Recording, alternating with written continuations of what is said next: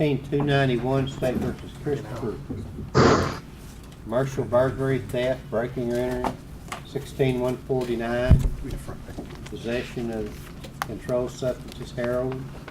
16, I guess that's 16-149. The other's 16-291.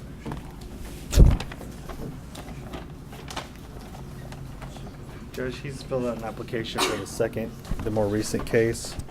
Okay. I'm positive he will be eligible for our services. Hey, sir, I've appointed the Public Defender's Office to represent you. And in 16-149, it was originally scheduled for a plea deadline. 16-291. It's been scheduled out, Your Honor. Next appearance is December 15th. Is anything to be done in the case? There is, Your Honor. When we were here last time, we spoke to you about his bond and going to Care Center Ministries. You approved that on an ankle monitor, but for some reason, and I think it might have been my fault for not following up, that $30,000 bond was still a requirement. We would suggest that the ankle monitor and the requirement that he be at Care Center Ministries for the duration is appropriate to secure his reappearance here. His family had it set up. I believe they were working on the ankle monitor last time we were in court after we left, and then went to get him out and realized that the $30,000 bond was still a requirement, and that kind of stopped them in their tracks. And we'd still like him to post a bond.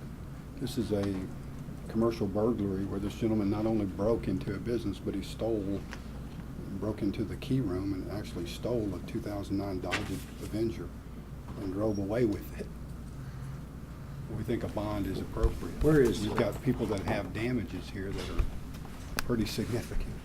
Where is the facility located at? It's in Mountain Home, Your Honor, here in town. They're just now completing a home, a large home for the residents there. It's a residential type rehabilitation facility where you have to live on premises. I represent several people in there right now. When they come to their meetings, a chaperone comes with them. I don't think they're allowed to leave for the first 60, 90 days at all. And then slowly they can earn privileges while they're there. But I've been impressed with their ability. There's a gentleman before you today, I think, who walked away from the program and they immediately called law enforcement. So it's a legitimate situation.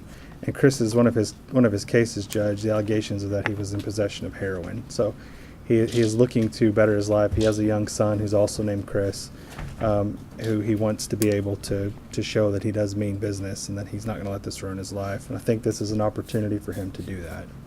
I think that's great for him. However, I stand over here on the other side representing the victims.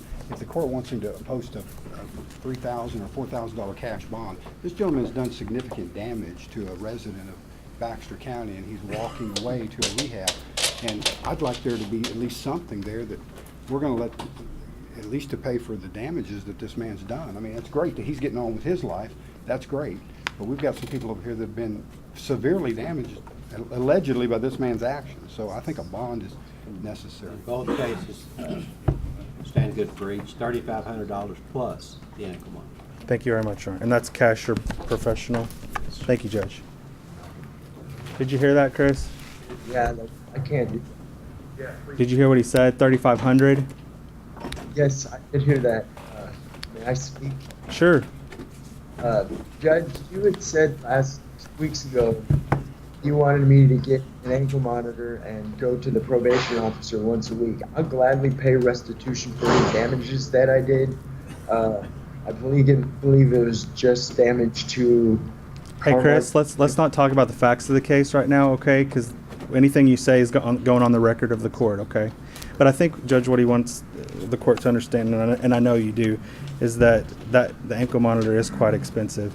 And I had forgotten about that, Chris, about checking in at probation. If he needs to come into probation every month or every week, if that changes the court's mind.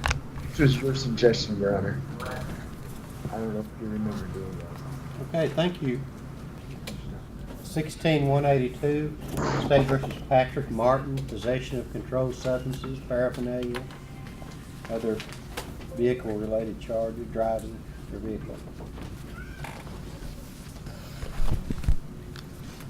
Judge, I believe Mr. Martin's here based on a failure to appear that was issued on 10/6. Yes. At this point in time, there's no other action to take. He's scheduled out for trial in 2017. Okay. Patrick, can you tell the court why you didn't make it to court last time? Yeah, I just the mother of my 3 children is currently incarcerated as well, and I missed it by pure accident. I really didn't mean to. I got 3 children, 2, 3, and 5 years old, and just a lot of other stuff going on in my life right now. If there's any way I could possibly get out to help raise my children, Patrick, it won't happen again. for Patrick, sure. who's your bondsman? It was Dan Brown. Okay. Judge, if I speak to Dan and he's willing to stay on the bond, would you consider drawing that? We'll file a document with the court saying he's agreeable. Leave it as scheduled otherwise. Thank you, Your Honor.